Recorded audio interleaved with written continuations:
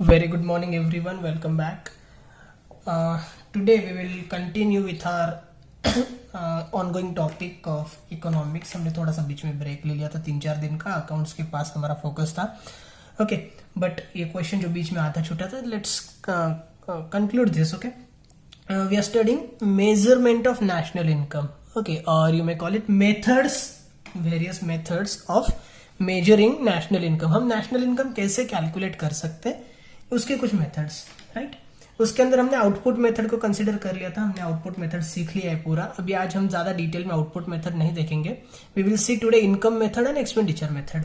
Okay, output method अपना हो चुका है.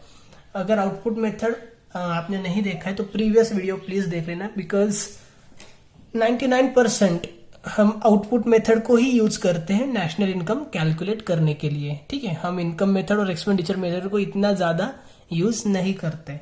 मैक्सिमम आउटपुट मेथड को ही यूज किया जाता है, तो वो आपके लिए बहुत इंपॉर्टेंट रहेगा. Please watch that video. उसके लिए हमने सेपरेटली एक अलग से ही लेक्चर अलोकेट किया था. Fine, so let's continue.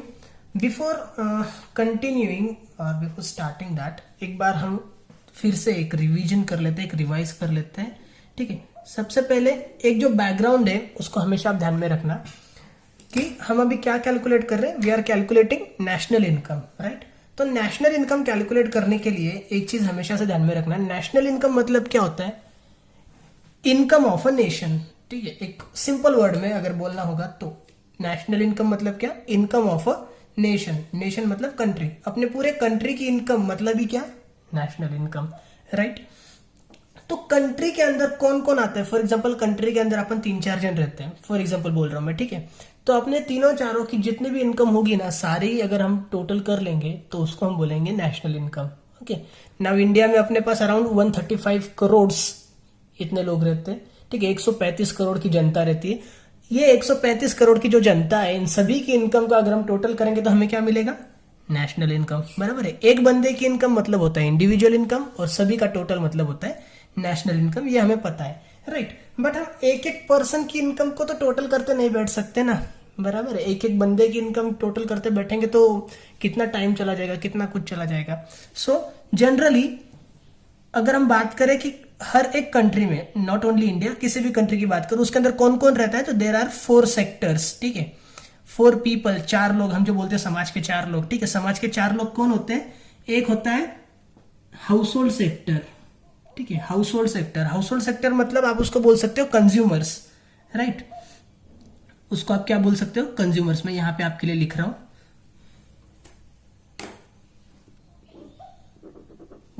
एक और बॉक्स बना देता हूं मैं. ठीक है, इस बॉक्स में हम लिखेंगे जो लैंग्वेज अपने को समझ में आती है अपनी लैंग्वेज में, और यहां पे हम लिखेंगे इकोनॉमिक्स की लैंग्वेज में. ठीक है, हाउस होल्ड सेक्टर मतलब क्या है, कंज्यूमर्स. हाउस होल्ड मतलब कौन, कस्टमर्स ना. बराबर है. तो हाउस होल्ड सेक्टर मतलब उसके अंदर कौन आएगा, कंज्यूमर्स आएंगे. ठीक है.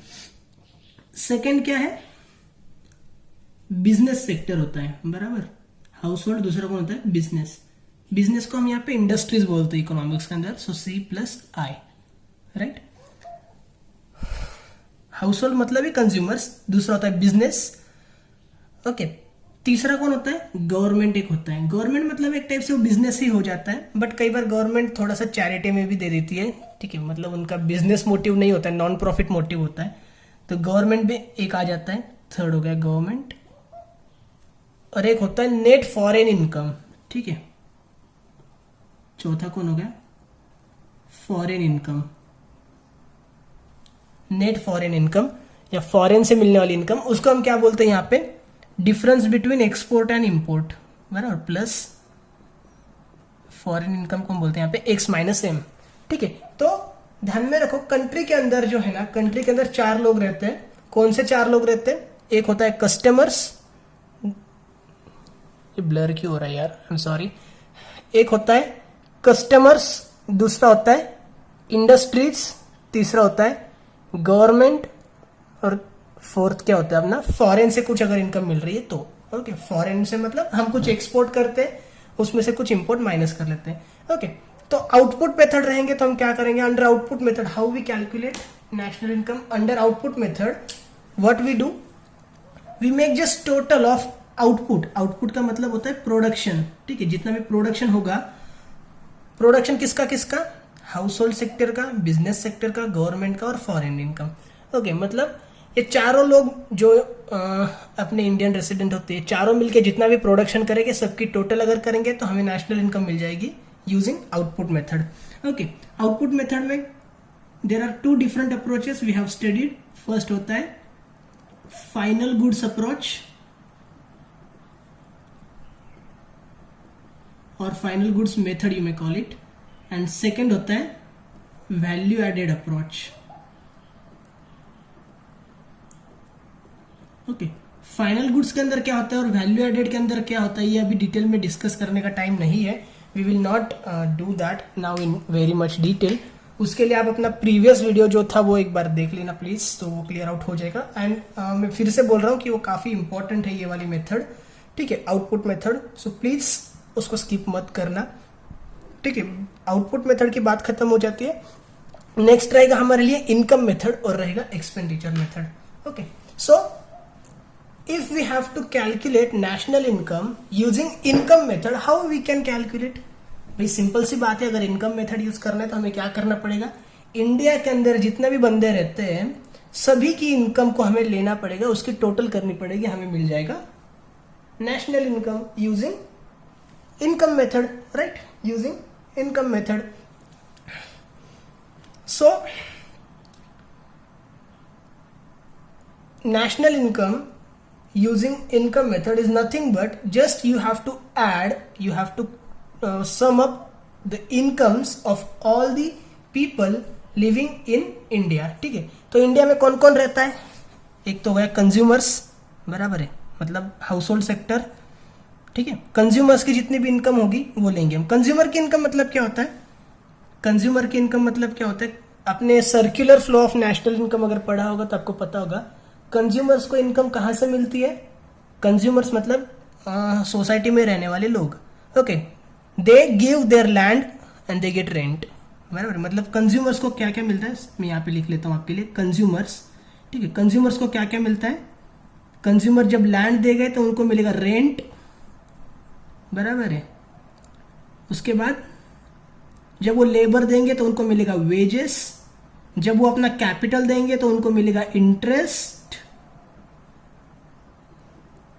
और जब वो अपना एक्सपर्ट ओपिनियन देंगे या फिर अपने पर्सन्स खुद इन्वेस्ट करेंगे, ठीक है, एंटरप्रेन्योर जिसको हम बोलते हैं, तो जब वो एंटरप्रेन्योर देंगे तो उनको क्या मिलेगा, प्रॉफिट, करेक्ट है।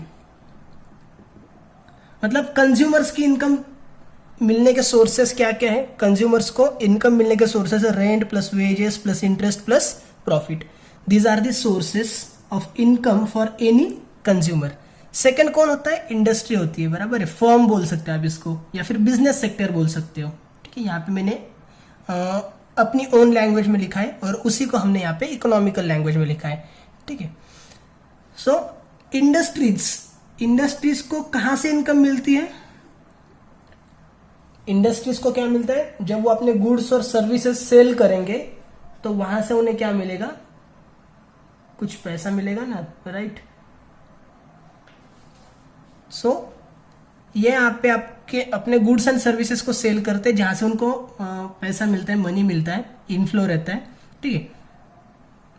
नेक्स्ट रहेगा गवर्नमेंट। गवर्नमेंट को भी कुछ इनकम मिल सकती है। गवर्नमेंट को इनकम कहां से मिलती है, गवर्नमेंट को जो इनकम मिलती है वो मिलती है जनरली टैक्सेशन वगैरह में से, ठीक है, टैक्सेशन वगैरह जो रहता है उसमें से गवर्नमेंट को इनकम मिलती है। एंड नेक्स्ट हो गया अपना एक्स माइनस एम, मतलब एक्सपोर्ट और इंपोर्ट जनरली जो रहेगा उसका डिफरेंस, ठीक है। फॉर एग्जांपल मैं 10,000 के गुड्स को एक्सपोर्ट करता हूं और 4,000 के गुड्स इंपोर्ट करता हूं, तो मेरा जो एक्चुअल इनकम हो रहा है, ठीक है, 10,000 रुपए मुझे मिलेंगे क्योंकि मैं एक्सपोर्ट कर रहा हूं, उसमें से 4,000 रुपए का मुझे तुरंत पेमेंट कर देना इंपोर्ट करने के लिए, तो मेरे हाथ में जो वैल्यू रहती है, मेरे हाथ में कितना, सिर्फ 6,000 रुपए ही बचता है, ठीक है। तो अगर हम दोनों का डिफरेंस निकालेंगे तो हमें अपने एक्चुअल इनकम का पता चल जाता है, ठीक है, ठीक है। इसके लिए हम एक्सपोर्ट और इंपोर्ट दोनों का डिफरेंस लेते हैं, राइट, तो हमें मिलेगी अपनी actual income.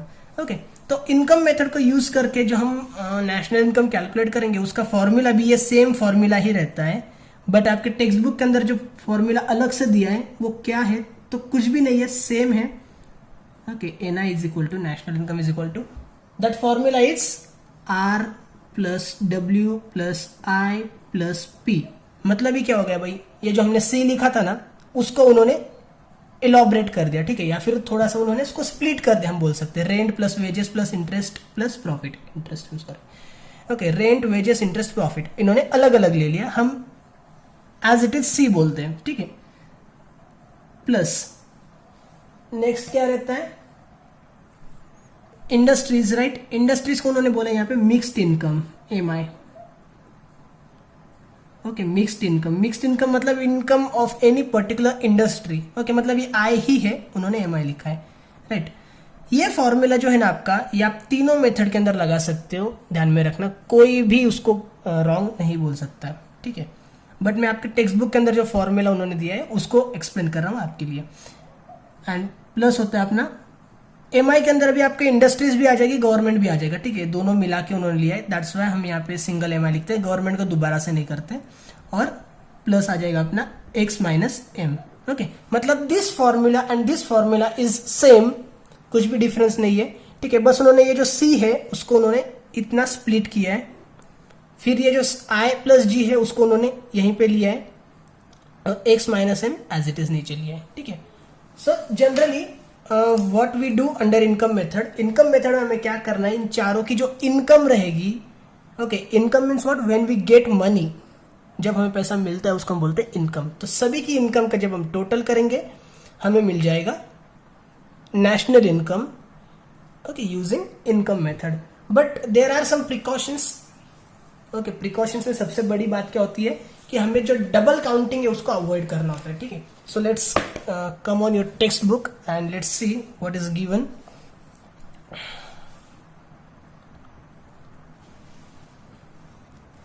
Okay, you can see here are some precautions are given, कि कुछ प्रिकॉशंस रहेंगे जो हमें ध्यान में रखने पड़ेंगे while calculating any national income.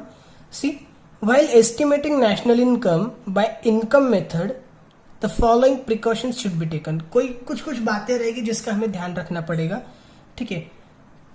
What are they? Number 1, see, transfer incomes or transfer payments like scholarships, gifts, donations, charity and old age pensions, unemployment allowance etc. should be ignored। Okay, in short जो transfer payment आएंगे उसको हमें ignore करना पड़ेगा। Okay, okay, I hope it is visible now, ठीक है, fine, number 7 तक दिख रहा है, नो प्रॉब्लम। सी, सबसे पहले क्या बोला उन्होंने, ट्रांसफर पेमेंट जो उसको इग्नोर करना है, ठीक है। तो यहां पे मैं लिखता हूं नंबर 1, ट्रांसफर पेमेंट। पेमेंट का मतलब क्या होता है, जब हम किसी को पैसा देते हैं उसको हम पेमेंट बोलते हैं। ट्रांसफर मतलब क्या, एक बंदे ने दूसरे को दिया, ठीक है। ट्रांसफर पेमेंट को हमें क्या करना है, इग्नोर करना है, ठीक है। ट्रांसफर पेमेंट को नहीं लेना है। Why? For example transfer payment है लाइक गिफ्ट है या फिर कोई डोनेशन है, ठीक है। Suppose you have given donation of ₹1 lakh to Vidya Niketan English medium school. आपने विद्या निकेतन को 1 लाख का डोनेशन दिया, ठीक है। अगर ये 1 लाख रुपए हमने विद्या निकेतन की income as a Vidya Niketan income show कर दिया तो वो नेशनल इनकम में काउंट हो जाएगा। बट हमें उसको इग्नोर क्यों करना है, आपने जो 1 लाख रुपए वो दिए, कहां से दिए होंगे, the 1 lakh rupee you have paid from where? You have paid it from your obviously income ना, आपको कुछ ना कुछ 1 लाख रुपए का इनकम हुआ होगा कहीं से, उसमें से ही आपने पेमेंट किया है। आप चोरी करके तो नहीं लाओगे, बराबर है। अगर चोरी करके भी लाइए तो भी वो तो आपकी इनकम ही हो गई, राइट। मीन्स आपको जो इनकम होगी ना 1 लाख रुपए की, उसमें से आप हमें वो डोनेशन देने वाले हो, ठीक है। मतलब अगर हम उस 1 लाख रुपए को आपकी इनकम में काउंट कर रहे हैं और अगेन हमारी इनकम में भी काउंट कर रहे हैं, तो ये क्या हो जाएगा, डबल काउंटिंग हो जाएगा ना, correct. That's why transfer payment should be ignored. Okay, next number 2, all unpaid services like services of house wife, teacher teaching his और her child should be ignored. मतलब जो भी अनपेड सर्विसेज है, ठीक है, मतलब आपकी मम्मी घर पे खाना बनाती है तो उसको आप उसके पैसे थोड़ी देते हो, बराबर है, तो वो आप कैलकुलेट नहीं कर सकते हो। या फिर कोई टीचर है, खुद के बच्चों को घर पे ही ट्यूशन दे रहा है, अपने बच्चों को घर पे ही पढ़ा रहा है, तो बच्चों से थोड़ी ना फीस लेगा वो, राइट। तो ये जो अनपेड सर्विसेज है उसको हमें इग्नोर करना है, ठीक है। अनपेड सर्विसेज को भी क्यों इग्नोर करना है? जो सर्विसेज अनपेड है, जिसके लिए आपको पैसा मिलने ही वाला नहीं है, तो वो इनकम कहां से बनेगी, करेक्ट। तो उसको हम कैलकुलेट नहीं कर सकते हैं। मतलब जो अनपेड सर्विसेज है उसको भी हमने क्या किया, इग्नोर कर दिया। अनपेड सर्विसेज को भी नहीं काउंट करना है। Next number 3, all incomes from sale of second hand goods like car, house should be ignored. कोई भी सेकंड हैंड गुड्स रहने दो, सेकंड हैंड गुड्स को भी क्यों इग्नोर नहीं करना है? जब आपने उसको फर्स्ट टाइम परचेस किया था, okay, when you purchased those goods for the first time, fresh goods, उस टाइम आपने उसकी वैल्यू को ऑलरेडी काउंट कर लिया है। अभी आप उसको दोबारा सेल करो, तीसरी बार सेल करो, चौथी बार सेल करो, अगर आप दोबारा उस वैल्यू को कैलकुलेट करते चलोगे तो वो डबल काउंटिंग हो रहा है ऑब्वियसली, राइट। क्योंकि एक बार तो वो काउंट हो गया ना जब उसका प्रोडक्शन हुआ और फर्स्ट टाइम फ्रेश माल जिसने परचेस किया वो गुड आपका कैलकुलेट हो चुका है। अभी आप उसको सेकंड हैंड बेचो, थर्ड हैंड बेचो, फोर्थ हैंड बेचो, तीसरी, चौथी, पांचवी बार, कितनी भी बार बेचो, वो डबल काउंटिंग हो रहा है, ओके। और अपना जो बेसिक प्रिंसिपल क्या बोलते हैं कि डबल काउंटिंग अपने को क्या करनी है, अवॉइड करनी है। इसके लिए हम सेकंड हैंड गुड्स को नहीं लेते हैं, ठीक है। नेक्स्ट है, income from sale of shares and bonds should be ignored as they do not add anything to the real national income, ठीक है। शेयर्स वगैरह अगर हम सेल कर रहे हैं तो उसको भी कैलकुलेट नहीं करना है, क्योंकि शेयर्स वगैरह सेल करने से जो भी इनकम हमें होने वाली है उससे नेशन का कोई भी फायदा नहीं होता है, ओके। क्योंकि एक बंदा शेयर्स को सेल करता है, दूसरा बंदा परचेस भी कर लेता है, करेक्ट।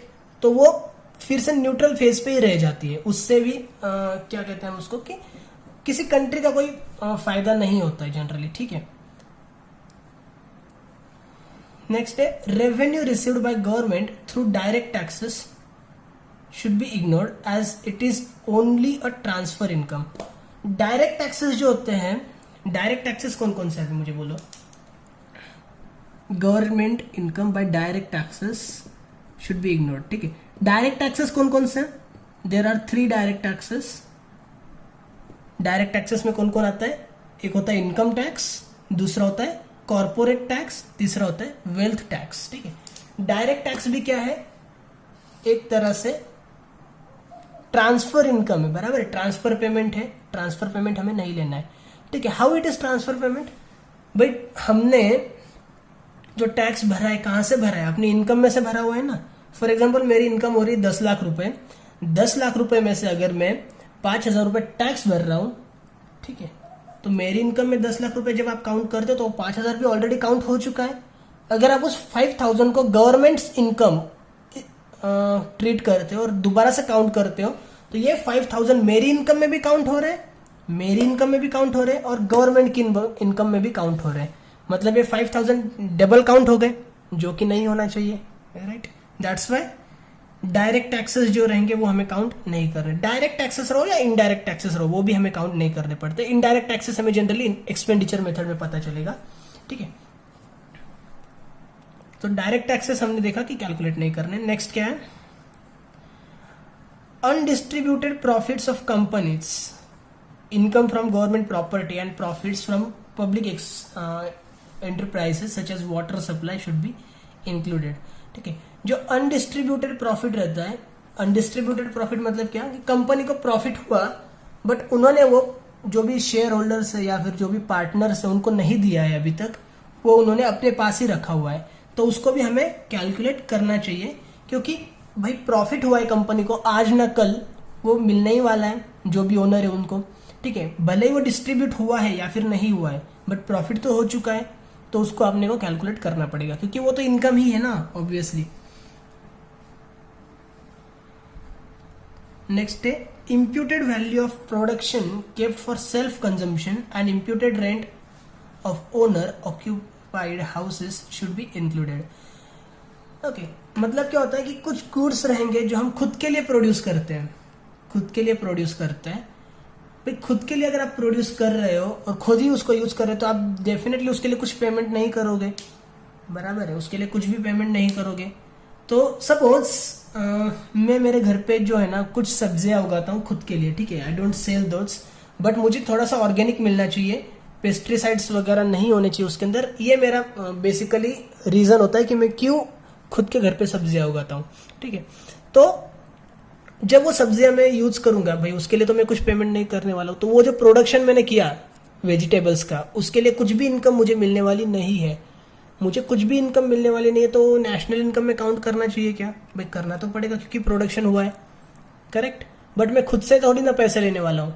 तो ये जो इम्प्यूटेड वैल्यू होता है, production for self consumption and generally खुद का घर जो होता है, ओके, उसके लिए भी हम कभी रेंट वगैरह नहीं लेते, बट उसको भी हमने कैलकुलेट करना चाहिए, ठीक है। अब ये रेंट की जो कंसेप्ट है ये आप इनकम टैक्स के अंदर अच्छे से पढ़ लोगे, उस पर फिलहाल ज्यादा ध्यान देने की जरूरत नहीं है।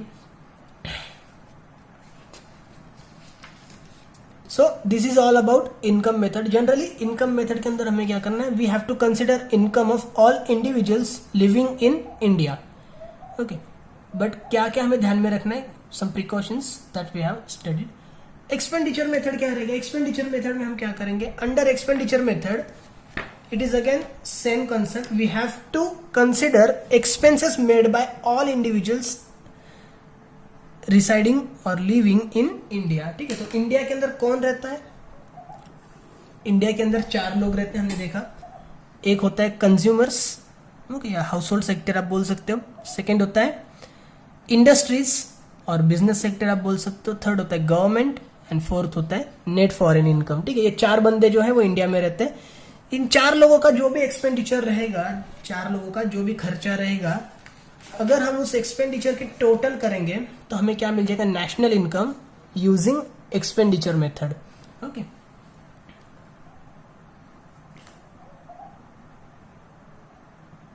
So same thing they have given you, ये सेम फॉर्मूला उन्होंने आपको टेक्स्ट बुक के अंदर दिया है, तो उसको हमें दोबारा से कुछ एलॉबरेट या एक्सप्लेन करने की जरूरत नहीं, जैसे ये था एग्जैक्टली वैसा ही है, ठीक है। This is the same formula for expenditure method.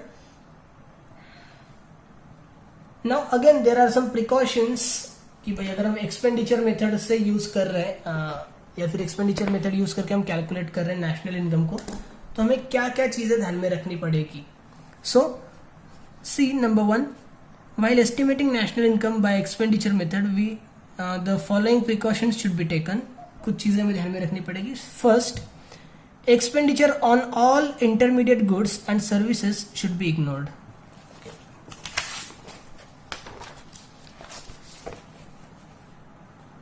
Expenditure on all the intermediate goods should be ignored। Let me see, ठीक है, दिख रहा है।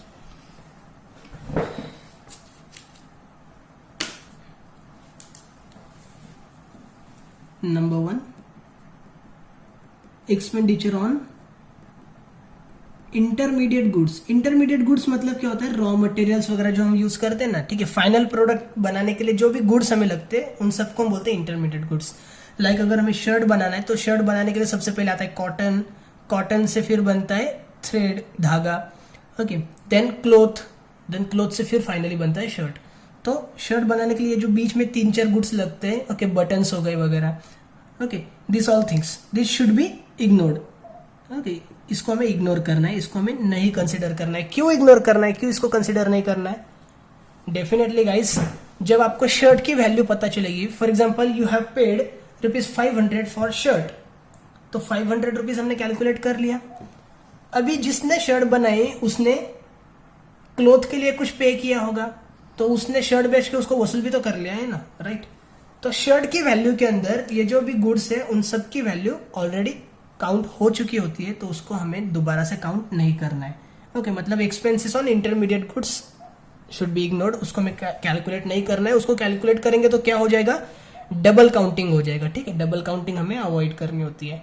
Number 2, expenditure on the repurchase of second hand goods. भाई वही सारी चीजें जो हम यहाँ पे देख रहे थे, ठीक है, क्योंकि एक बंदे की इनकम दूसरे बंदे के लिए एक्सपेंडिचर होता है, ठीक है। तो इनकम मेथड यूज करो या फिर एक्सपेंडिचर मेथड यूज करो, आपका सब कुछ सेम होने वाला है, ठीक है। मतलब अगेन आपको क्या नहीं लेना है, सेकंड हैंड गुड्स जो भी रहेंगे उसको भी नहीं कैलकुलेट करना। सेकेंड हैंड गुड्स में भी सेम थिंग होती है, क्योंकि एक बार हमने उसको कैलकुलेट कर लिया है, फिर से अगर हम उसको इंक्लूड करेंगे तो क्या हो जाएगा, डबल काउंटिंग हो जाएगा। Okay, expenditure on transfer payments, see यही चीज है again, transfer payments. Okay, transfer payments को भी हमें नहीं लेना है। Expenditure on repurchase of financial assets like shares, bonds, debentures, देखिए वही चीज हो गई, फिर से शेयर्स वगैरह अगर है कुछ तो उसको भी हमें नहीं लेना है। ठीक है, क्यों नहीं लेना है हमने यहाँ पे डिस्कस किया। सो प्रिकॉशंस जनरली है ना, इनकम मेथड और एक्सपेंडिचर मेथड के सेम होने वाले, क्योंकि भाई income means what, income means expense, क्योंकि एक बंदे का जो इनकम होता है वो दूसरे बंदे के लिए एक्सपेंडिचर हो जाता है। ठीक है, तो इनकम मेथड और एक्सपेंडिचर मेथड जनरली आपका सेम ही होने वाला है। नेक्स्ट क्या है, indirect taxes should be deducted. Indirect taxes जो रहता है उसको भी हमें डिडक्ट कर देना है, मतलब उसको भी कंसिडर नहीं करना है। अभी इनडायरेक्ट टैक्सेस क्या होता है, number 5, indirect taxes. Indirect taxes मतलब अपने पास फिलहाल क्या है, जीएसटी है। ठीक है, GST is an indirect tax. Okay, why it is indirect tax? Direct tax मतलब the tax which is directly paid by individual to the government. Okay, for example income tax, आपका इनकम टैक्स आप खुद भरते हो government के पास, और indirect tax मतलब ये भी टैक्स आप ही भरते हो, बट आप डायरेक्टली गवर्नमेंट के हाथ में नहीं देते हो, आप इनडायरेक्टली गवर्नमेंट के हाथ में देते हो। ठीक है, फॉर एग्जाम्पल आपने एक शर्ट परचेस किया 500 रुपीज की।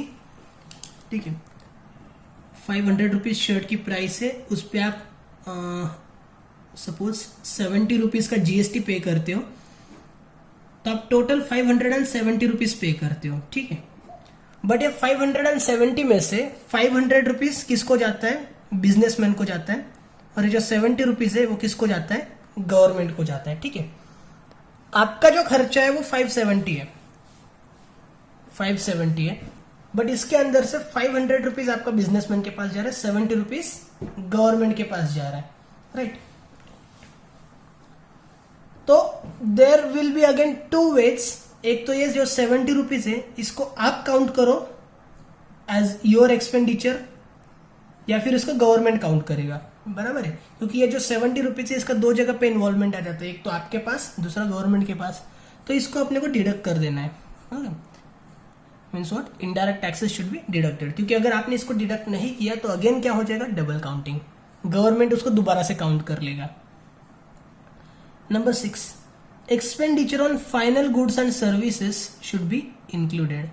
डेफिनेटली वही हम बात करें, फाइनल गुड्स एंड सर्विसेज को इंक्लूड करना है, मतलब ही क्या, इंटरमीडिएट गुड्स को इंक्लूड नहीं करना है। सब्सिडीज शुड बी इंक्लूडेड, जो भी सब्सिडीज वगैरह मिलेगी हमें उसको भी हमें इंक्लूड करना है। फॉर एग्जाम्पल अभी गैस का तो थोड़ा सा ट्रांसपेरेंट हो चुका है। ठीक है, सपोज गैस की ही बात करते हैं हम। ठीक है, चलो, गैस जनरली अभी जो हम परचेस करते हैं ना, क्या होता है, for gas generally for if you पे 600 रुपीज, ठीक है,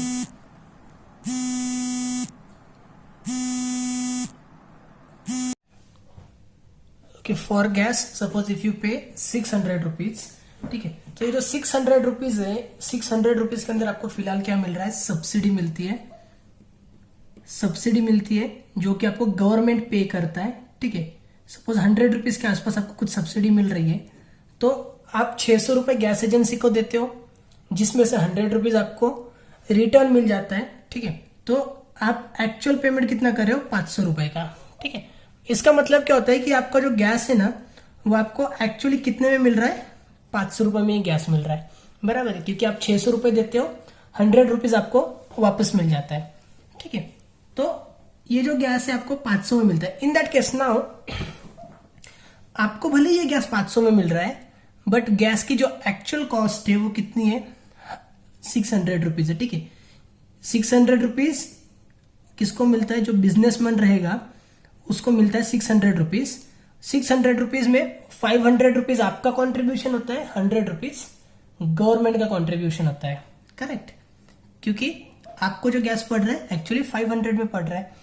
अब ये चीज थोड़ी सी अलग हो गई है, बट पहले क्या होता था, पहले जो है ना आपको जब सब्सिडीज वगैरह नहीं मिलती थी उस टाइम पे, ओके, जब आपको सब्सिडीज वगैरह नहीं मिलती थी उस टाइम पे क्या होता था, आप 500 रुपीज पे करते थे, आप 500 रुपीज पे करते थे बिजनेसमैन को, ठीक है, और आपको लगता था कि गैस मिल रहा है आपको 500 रुपए में, ठीक है, आप बिजनेसमैन को 500 रुपए पे करते थे और आपको लगता था कि हमें 500 रुपए में गैस मिल रहा है, ठीक है, लेकिन तब भी गैस जो था वो 600 रुपए का ही था, क्योंकि 100 रुपीज जो है वो गवर्नमेंट पे करती थी इसको, ओके, ये 100 रुपीज जो रहेगा वो गवर्नमेंट पे करती थी डायरेक्टली बिजनेसमैन को, मतलब बिजनेसमैन को तब 600 रुपीज ही मिल रहे थे, ओके, मतलब तब भी गैस जो था वो 600 का था, अब भी 600 का है, बट उस टाइम पे आपको पता नहीं था कि गवर्नमेंट भी जो प्रोडक्ट में परचेस कर रहा हूं उसके लिए कुछ ना कुछ कंट्रीब्यूट कर रही है, ओके। फॉर एग्जांपल इलेक्ट्रिसिटी का आप जितना बिल भरते हो वो एक्चुअल बिल नहीं होता है, उसके लिए गवर्नमेंट भी कुछ पे करती है, ओके। वाटर, आप जो पानी यूज करते हो, पानी आपको बहुत सस्ते में मिल जाता है, बट वही आपका एक्चुअल पेमेंट नहीं होता है, उस पर गवर्नमेंट भी कुछ पे करती है, ठीक है, सब्सिडीज जो आपको पता नहीं होता है, इनडायरेक्टली पे हो जाता है, right. In the same way railway का भी जो टिकट रहता है, ओके, यू पे अराउंड 33% जो रहेगा आप पे करते हो, और 67% अमाउंट जनरली जो रहती है वो गवर्नमेंट पे करती है, ओके। मतलब अगर आप यहां से पुणे जा रहे हो और उसका अगर आपको टिकट लग रहा है से सपोज 100 रुपीज, तो एक्चुअल कॉस्ट वो 100 रुपीज नहीं है, that actual cost is around 300 rupees, out of which you are paying 100 rupees and 200 rupees is paid by government. But आप क्या बोलते हो, भाई मैंने तो 100 रुपए में टिकट खरीदा है, मतलब मेरा एक्सपेंडिचर कितना है, 100 rupees. If you count 100 rupees that is definitely not correct, बराबर है, क्योंकि एक्चुअल एक्सपेंडिचर क्या है, 100 प्लस 200, बराबर है ना, जो कि गवर्नमेंट भरती है और ये कस्टमर भरता है, ठीक।